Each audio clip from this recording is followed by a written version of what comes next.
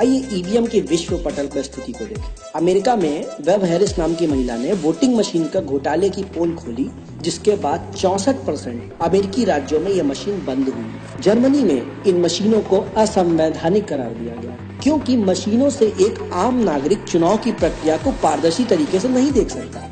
Ireland में इन मशीनों को कूड़े के भाव फेंक दिया गया, क्योंकि इनसे प्रजातंत्र की हत्या होती है। केवल भारत, नाइजीरिया, वेनेजुएला, यूक्रेन जैसे गरीब या विकासशील देशों में ही चुनाव में ईवीएम का प्रयोग हो रहा है। भूटान, नेपाल, पाकिस्तान, कंबोडिया आदि अन्य गरीब देशों में इन्हें लगाने की योजना चल रही है। जरा सोचिए क्यों?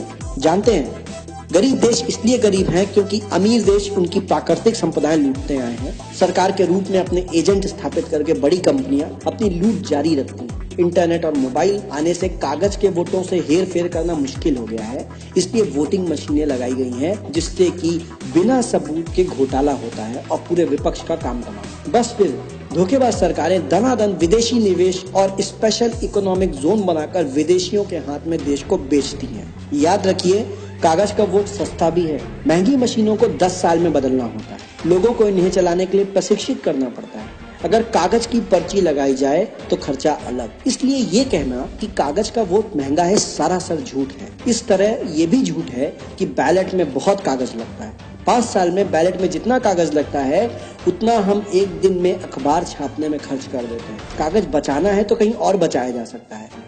वोट जैसी कीमती चीज के साथ समझौता करना उचित नहीं होगा। इन मशीनों के साथ अगर पर्चियां भी लगा दी जाए तो भी धोखा जारी रह सकता है। पर्चियों को हाथ से गिनना होगा तो कागज के वोटों को क्यों नहीं गिन लेते? हर भारतीय का कर्तव्य है कि वो वोटिंग मशीन के खिलाफ अभियान छेड़े। हेराफेरी कागज के वोट से भी होती है, लेकिन उसका पता लगाना संभव है।